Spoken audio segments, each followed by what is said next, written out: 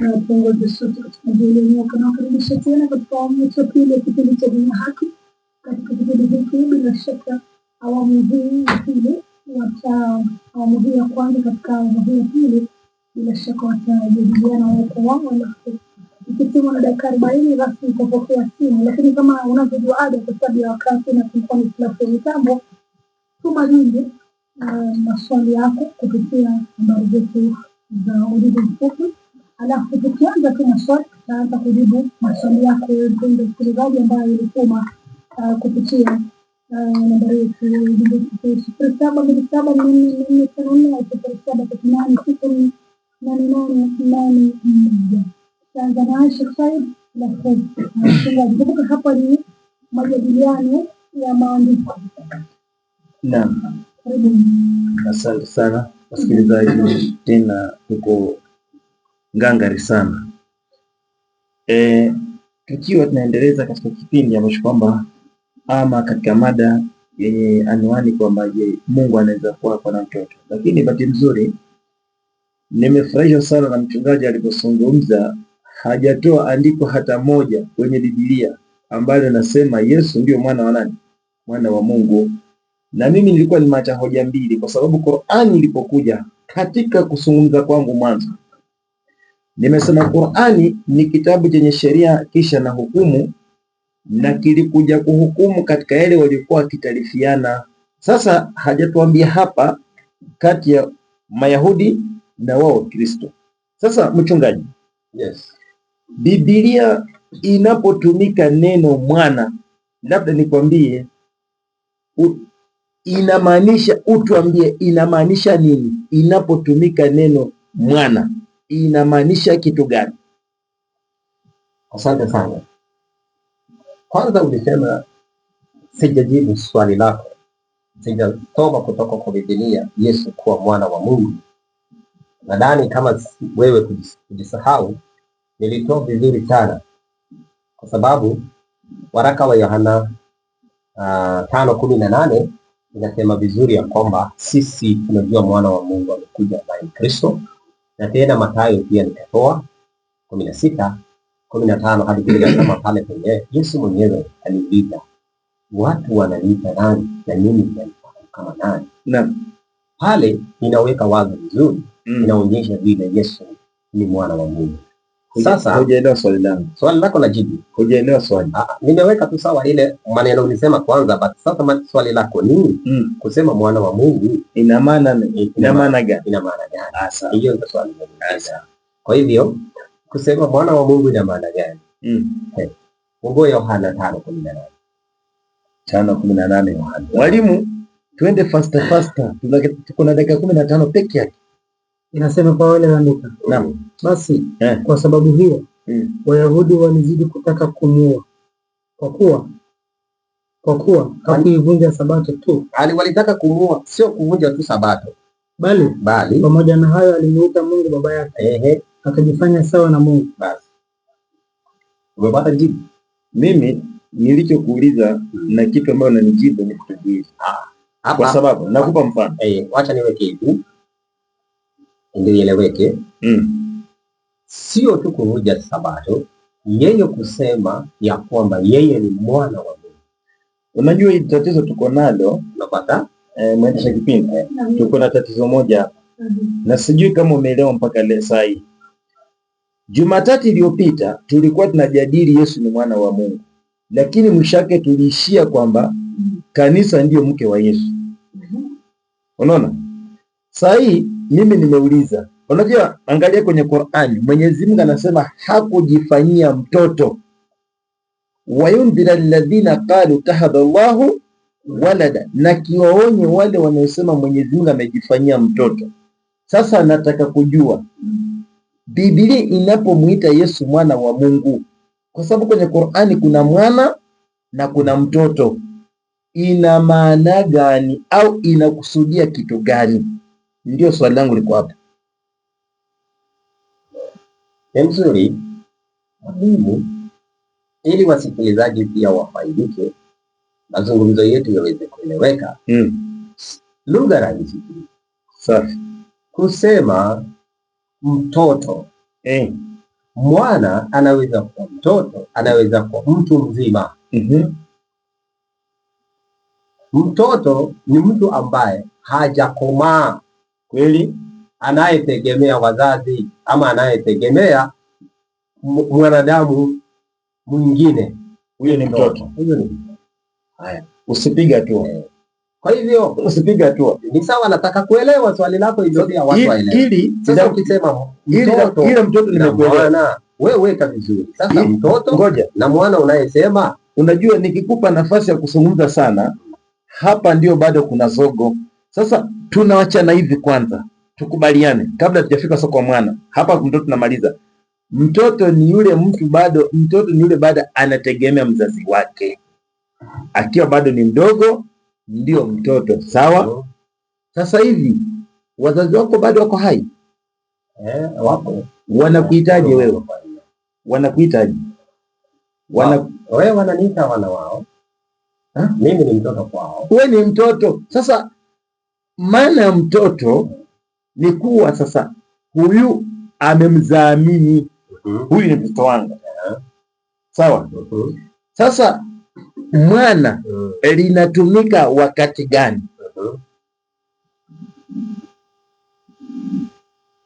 Mwana inatumika wakati gani?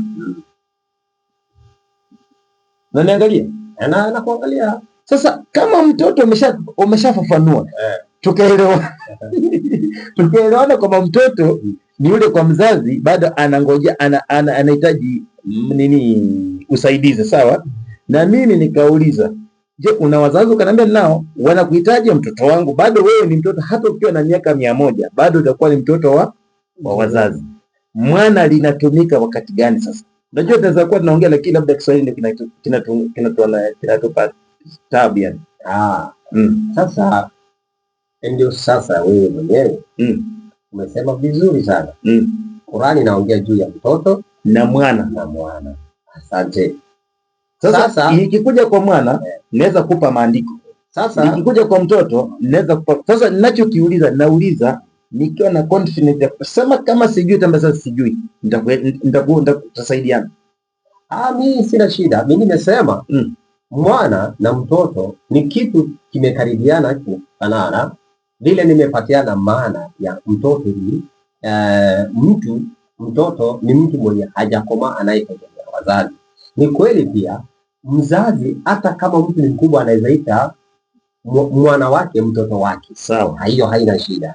Unapata? Sasa wewe, mimi najua mtoto bado ni mwana kwa mzazi bado ni mtoto. Kwa hivyo wewe, kulingana na wewe, tofauti ya mwana na mtoto ni nini? Aya, sikiliza. Chuma hicho mwalimu, chuma hicho 2:5 Marko 2:5 Marko 2:5 Marko. Kwa wale wanaandika. Ndio. Na Yesu alipoona imani yao, akamwambia yule mwenye kupooza, ndio, mwanangu. Unaona? Hapa Yesu kama ni mwana wa Mungu. Na Yesu aliondoka aliyekuwa hajafanyaje? Hajaoa. Lakini kuna mtu hapa Yesu anamuita mwanangu.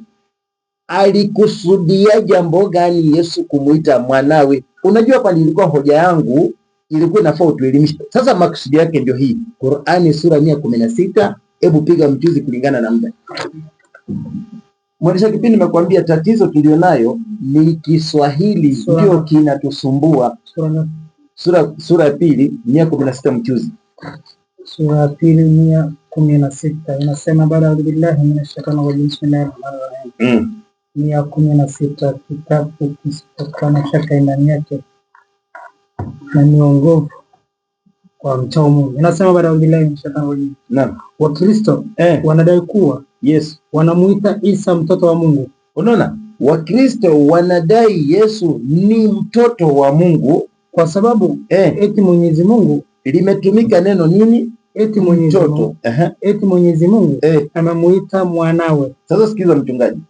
Limetumika kauli ya kwanza mtoto, kauli ya pili kakuja mwana. Ndio Yesu alipoona ule aliyeposa akamwita mwanangu. Alikusudia nini? Sikiliza andiko. kama ilivyo katika vitabu vyao. Naam. Lakini ukisoma vitabu vyao utaona kuwa Adam pia ameitwa mwana wa Mungu. Unaona? Sasa kumbe Mungu katika Biblia hajaita Yesu mtoto, bali amemwita mwanangu. Manake nini? Maliza. Na wala Wakristo hawaamini kuwa ni mwanawe. Unaona? Na Wakristo hawaamini kama Adamu naye ni mwana wa nani? Wa Mungu, bali Yesu ndio wanaamini kwamba ni mwana wa nani? Wa Mungu. Maliza. Hapana shaka kuwa uwana huu ni wa huruma na mapenzi tu. Unaona? Sasa angalia mchungaji, uwana uliotumika ndani ya Biblia ni wa huruma na mapenzi. Mfano, mimi Abdullahi ni mtoto sana kwangu, tena kwa miaka mimi nimeruka kwa mbali. Abdullahi naweza nikamwita mwanangu, lakini sina uwezo wa kumwita mtoto wangu. Mtoto wangu ni yule niliyemdhamini, lakini mtoto wangu vile vile naweza nikamwita mtoto wangu ama nikamwita mwanangu. Sifa zote mbili zinatumika, lakini kwa Abdullahi sina ruhusa ya kumwita mtoto wangu, bali nitamwita mwanangu. Maliza sasa. Kama vile mtu amuitavyo mwanangu, kama vile mtu anavyomwita mwanangu au mtoto wangu, ndio mtumishi wake ampendaye. Kumbe hata mfanyakazi wako nyumbani ukimpenda na kufanyia kazi nzuri, unaweza ukamwita mwanangu, ndio. Si wana wa kizazi, sio wana wa kizazi, bali ni huruma na mapenzi. Ndio unaona Yesu pia kaitana mwanangu.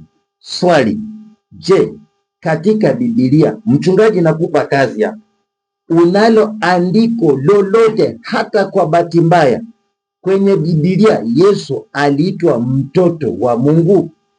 Kazi kwako. Na mwendesha kipindi, chunga hapo nisidhulumiwe.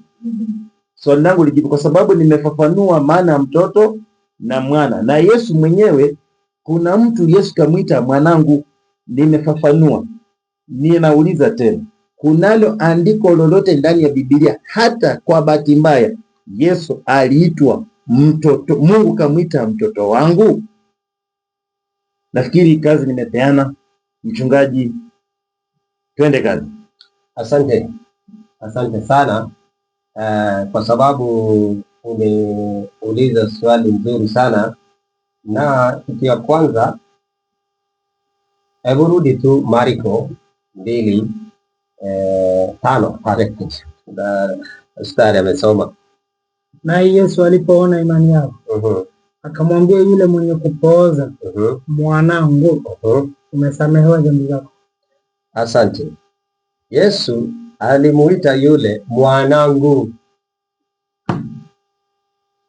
dhambi zako umesamehewa. Yule alikuja kwa Yesu kwa sababu ya kutafuta uponyaji. Alijua uwezo na ile mamlaka Yesu alikuwa naye, aliamini. Alipokuja kwake Yesu alimwambia, mwanangu, dhambi zako umefanywa nini? Umeshasamehewa. Yule ni mgonjwa, alikuja kwa Yesu. Na hata ya mwanamke mwenye alikuwa amekuja kwake, na watu walimleta kwa sababu walimshika kwa ushirikina walipotaka kumuua na mawe. Na Yesu aliwaambia watu, kama wewe hujafanya dhambi, basi kuwe wa kwanza kumtupia mawe. Na wote walihukumiwa na hisia zao, wakaondoka moja kwa moja. Na huyo mwanamke Yesu alimwambia, basi, my daughter, binti wangu, dhambi zako umesamehewa. Kwa hivyo mambo ya watu kuwa watu wa Mungu, Biblia mzima inaongea. Hata Waisraeli Mungu anawaambia wanangu. Hapo hakuna shaka hata kidogo. Biblia inaongea kuhusu wana wa Mungu, lakini Qur'ani ndio inakataa kabisa. Baadaye imekuja imekataa. Leo swali ile umeuliza ni nilikuwa nikikutafutia nikikuangalilia pale penye swali lako ilikuwa, hebu rudia ile swali ulikuwa umesema. Rudia ile swali. Swali langu sijasahau. Dakika tatu.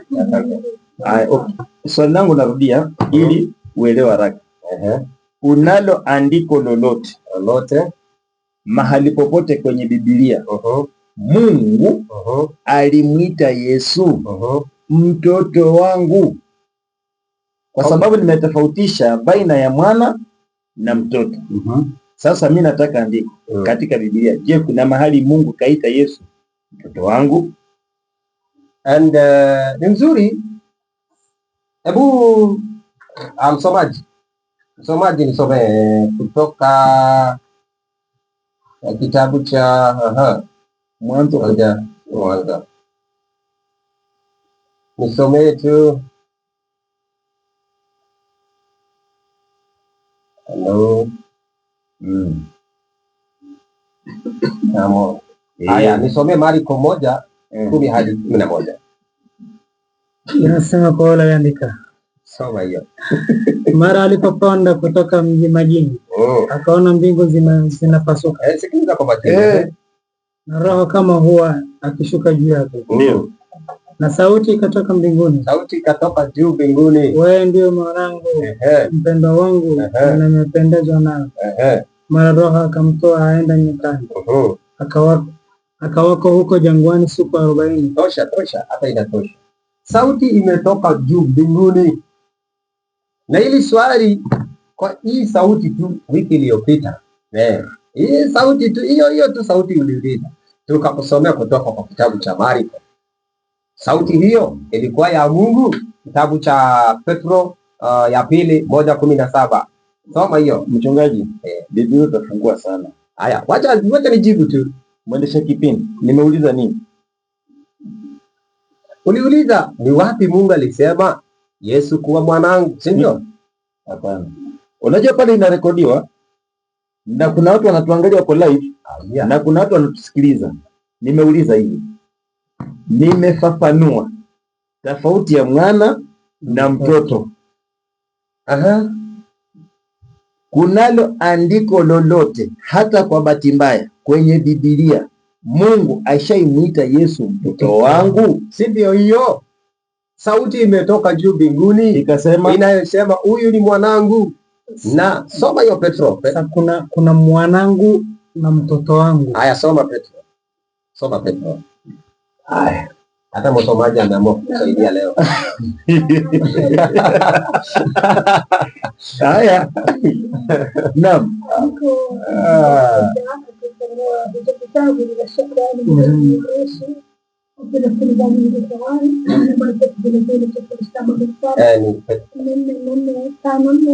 Naona shabiki anakupendeza, sema anafurahia maswali ya shaka. Endelea. Petro 1:17. Petro ya pili 1:17. 1:17. Kwa wale laandika inasema hivi. Maana alipata kwa Mungu Baba heshima na utukufu. Hapo alipoletewa sauti iliyotoka katika utukufu mkuu. Huyu ni mwanangu mpendwa wangu, ninayependezwa naye. Ashajibu. Asante kwa kukubali. Ashajibu.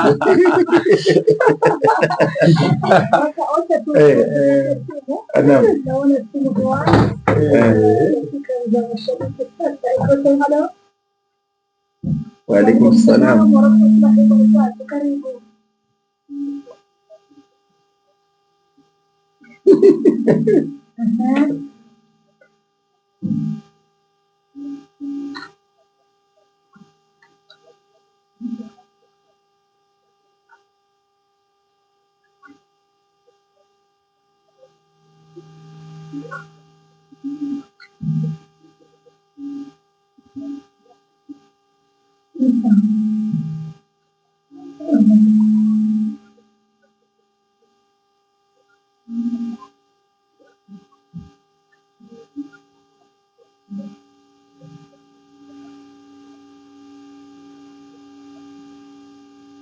Warumi 18 soma fungu la kwanza mpaka 13.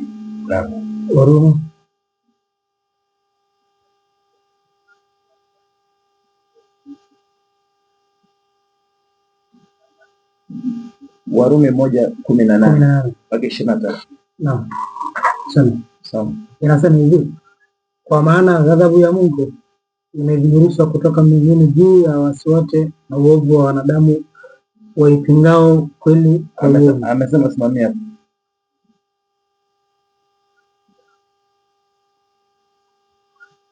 Naam. Nadhani ukisomewa ukijenga swali itakuwa mzuri, kwa sababu pia ni nyingi amesema somwa ni kama haya. Sasa msomea Abdullahi.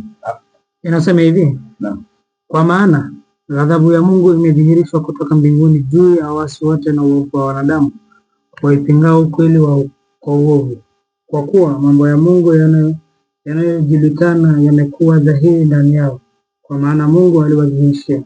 Kwa sababu mambo yake yasiyoonekana tangu kuumbwa ulimwenguni yanaonekana na kufahamika kwa kazi zake, yaani uweza wake wa milele na uungu wake, hata wasiwe na udhuru. Kwa sababu walipomjua Mungu hawakumtukuza kama ndiye Mungu wala hakumshukuru, bali walipotea katika uzushi wao, na mioyo yao yenye ujinga ikatiwa giza. Wakijinena kuwa wenye hekima walipumbazika, wakaubadili utukufu wa Mungu asiye na uharibifu kwa mfano wa sura ya binadamu aliye na uharibifu, na ya ndege na ya wanyama na ya vitambaavyo. Kwa ajili ya hayo Mungu aliwaacha katika tamaa za mioyo yao, waufuate uchafu, hata wakavunjiana heshima miila yao.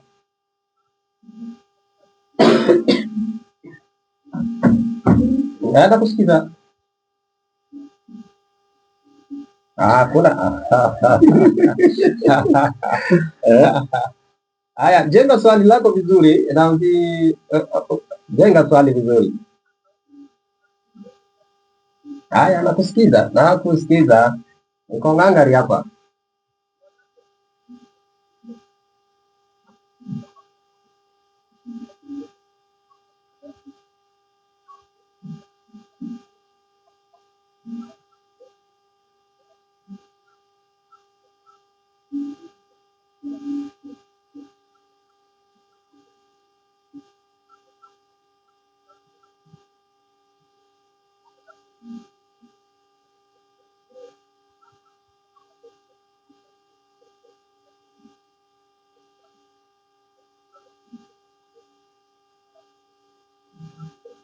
Waalaikum salaam wa rahmatullahi.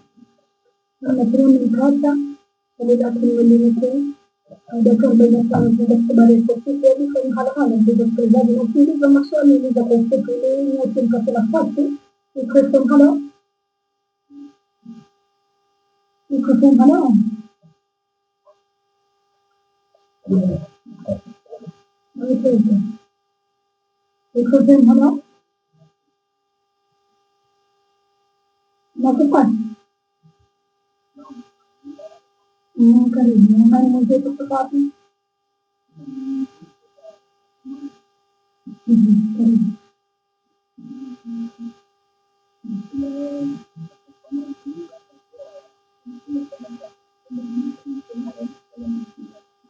Karibu.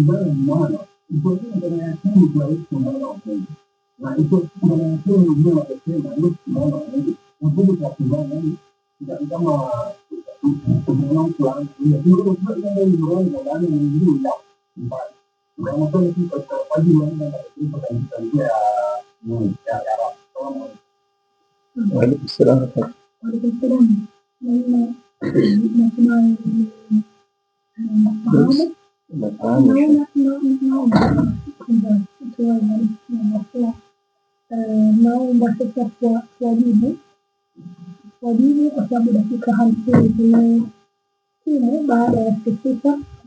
Na swali la mwanzo kabisa. Na kuna swali najua wiki jana tulibakisha na Daudi amepiga simu wiki mbili kuzuia heshima kwa mjibu swali lake. Swali alikuwa anataka darasa mwisho. Lakini kijibu hii ni fresh, itakuwa ni nzuri. At least Daudi pia hayupo, nadhani hao wa tayari wanatusikiliza pia, baadaye pia muda itakuhusu labda kwa ufupi mjibu haya alafu kamilisha, kwa sababu pia mimi nilikuwa na swali bado nilikuwa mnajadiliana. Sasa tujibu kwa haraka na fundi. Sasa kwa mchungaji, swali la kwanza ni Wakristo na Wayahudi kweli wako nje ya kuhukumiwa? Kulingana na kitabu cha Rumi. Sasa wako nje ya hiyo hukumu au wako ndani? Kwa sababu tunaita Yesu kuwa mwana wa Mungu. Nisomee hiyo Rumi ile yeye amesoma 8:1 kwanza ili nimjibu vizuri. Rumi 8:1 inasema kwa sasa basi hakuna hukumu ya adhabu juu yao walio katika Kristo Yesu. Asante. Hakuna hukumu, hakuna adhabu ya hukumu juu ya wale wenye wako ndani ya Kristo. Kwa sisi tunayoamini Kristo mwana wa Mungu, hakuna hukumu. Kwa nini hatutahukumiwa? Yohana 3:15 hadi 17. Yohana 3:15 inasema hivi, ili kila mtu amwaminie awe na uzima wa milele katika yeye. Ili kila mtu amwaminie akuwe na uzima wa milele katika yeye. Kwa maana jinsi hii Mungu alipenda ulimwengu hata akamtoa mwanawe pekee, ili kila mtu amwaminie asipotee bali awe na uzima wa milele. 17. Maana Mungu hakumtuma mwana ulimwenguni ili auhukumu ulimwenguni, bali ulimwengu uokolewa katika yeye. Asante. Kwa hivyo sisi wenye tuko ndani ya Kristo hatutahukumiwa, hatuna adhabu ya hukumu, kwa sababu tumeamini mwana wa Mungu aliyekuja ili kila mtu apate uzima kupitia nani? Kupitia yeye.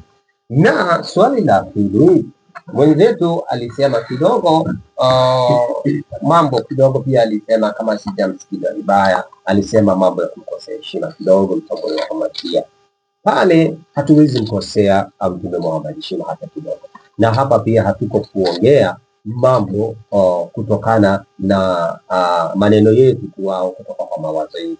Tunaongea mambo ya vitabu. Hapo tunaongea Biblia, vitabu vilivyotangulia vinaongea kuhusu mwana wa Mungu, wana wa Mungu, naongea mambo mengi, lakini Mtume Muhammad baadaye alikuja akasema Yesu sio mwana wa Mungu. Tena akasema Mungu angelikuwa na mwana, Mtume Muhammad mwenyewe angekuwa wa kwanza kuabudu huyo mwana wa Mungu. Muhammad mwenyewe ndiye alisema, sio sisi. Ni maneno ya Muhammad, ni tofauti na maneno yaliyotangulia. Anasema Yesu ni kama Adam tu. Yesu sio kama Adam tu, kama tu Adam. Hebu nisome Yohana 8:23. Yesu na Adamu sio mmoja. Hatuwezi sema Yesu na Adamu ni moja. 8:23 inasemaje? Akawaambia, ninyi ni wa chini, mimi ni wa juu. Ninyi ni wa ulimwengu huu, mimi si wa ulimwengu huu. Asante, acha ya tu hapo. Kwa hivyo Adam na wanadamu wengine wote ni wa ulimwengu huu, lakini mwana wa Mungu Yesu ni wa juu wa mbinguni. Hiyo ndio namfanya yeye awe wa kipekee. Ndio maana saa zile katika maelezo yangu niliweza kusema wengine walifanyika, sisi tulifanyika kuwa wana wa Mungu, lakini Yesu hakufanyika. Yeye ni mwana wa Mungu. Kupitia mwana wa Mungu tunapata uzima wa milele. Na kuna shabiki mmoja amesema ujumbe wake asema kwa ufupi, anajiita ni kipa za Kiislamu, anajiita jumba kutoka Waka. Maswali kwa wachungaji: je, wanakifahamu kisa hiki au kwa lugha nyingine wanafahamu sababu ya kushuka kwa aya ya 59 hadi 63 ya Suratul Imran?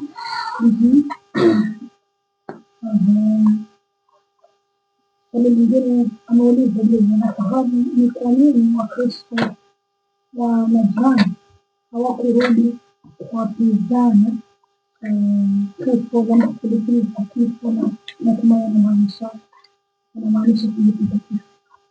Kama umeelewa mchungaji Shafeti, kama umeelewa mashabiki wetu, kwa sababu dakika zitasonga, naomba ujumuishe kwa ufupi masomo yetu wote mabota. Mwalimu, niweka tu swali kidogo moja ujibu pamoja. Mchungaji ananijengea swali. Jenga swali. Unajua mimi nimekuja kukujibu. Ulikuwa ukinijengea tu swali. Mimi nimekuja kukujibu. Sijakupatia kazi hata moja. Ulikuwa ukifanya tu. Na kwa kweli Biblia inasema kwa Adamu ya kwanza tulikosana na Mungu tukapotea kwa dhambi, lakini kwa Yesu Kristo sasa tunapata uzima kulingana na Wakorintho wa kwanza 15:22. Hebu nisomee Wakorintho wa pili 5:18. Kwa ufupi kwa sababu Wakorintho wa pili 5:18. 5:18 inasema kwa wale andika, lakini vyote pia vyatokana na Mungu aliyetupatanisha sisi na nafsi yake, Mungu mwenyewe kwa Kristo. Kwa Kristo, achia tu hapa kwa sababu ya muda. Sasa Biblia inasema mwana wa Mungu alikuja ili wanadamu waliopotea kwa sababu ya dhambi ya Adamu waweze kurudi na kupata uzima. Mungu alifanya upatanisho ufanyike kupitia Yesu Kristo, yeye mwenyewe. Sasa kwa upande wangu, Adamu alifanya dhambi, wanadamu wote wakapotea. Mnaamini kwa njia gani mlirejea kwa Mungu kapata msamaha? Jamani, sijui kama nimekuelezea mzigo. Naomba hii ni mada yenye dhambi la asili tena kubwa sana. Lakini katika kumaliza, ukisoma katika 7:20 Mhubiri, soma mwalimu, changamka tu, andike haraka haraka nimaliza na hii 7:20 Mhubiri. 7:20 Mhubiri inasema, kwa wale wanaandika nimefika mwalimu. 7:20, bila shaka hakuna mwanadamu mwenye haki hapa duniani ambaye afanye mema asitende dhambi. Sasa pamoja na Adamu, yeye kuna dhambi la kwake kufanya huko, na kila mwanadamu lazima atatenda dhambi. Hiyo ni mada ya dhambi la asili. Kulingana na muda, mchungaji, naomba ulizie radhi, mimi ndio napenda kuuliza maswali sana. Isipokuwa niseme ndugu zangu ambao kwamba walikuwa wanatufuatilia, shukrani sana. Tunachukua, mimi binafsi Saidi nachukua nafasi hii na walimu wangu kuwarudisheni shukrani ya kutosha sana, ili kuweza kutufuatilia, kwa sababu pasipokuwa na nyinyi sisi hatuna kazi. Na kwa namba pili, nafikiri Jumapili ijayo, hii wiki ambayo tuko ndani, hii Jumapili ambayo tuko ndani hii, ukiwa wewe ni mwanafunzi umesoma Majlis Al-Maarifa Islamia Kikampala, hususan katika kitengo cha Darul Arkam, wale waliochelewa kusoma au wale waliosilimu wanasoma huko, walisoma huko, basi tunaambiwa tarehe 8 sisi wote itakuwa ni Jumapili, tunahitajika pale kuanzia tarehe 8 mpaka tarehe 12. Na kama kuna mtu alichelewa kusoma au alisilimu na anataka kusoma, nafasi ipo baada ya Ramadhani. Na mkitaka kutufuatilia, basi mnaweza mkatufuatilia katika namba zetu. Mkitaka kujua namna mnaweza fika kwa ile shule, nipigeni kwa 0712 700 685. Nimejitahidi sana kwa Kiswahili jamii hii leo mpaka hapo, ila huna. Asalamu alaikum wala afwa minkum. Nashukuru. Nadhani kipindi kijacho tutaanza kukamilisha kuwajibika kujibu kikamilifu maswali ambayo yameulizwa, alafu tuendelee na hiyo mada ambayo mchungaji ameanzisha kuhusu dhambi. Nashukuru mchungaji na kushukuru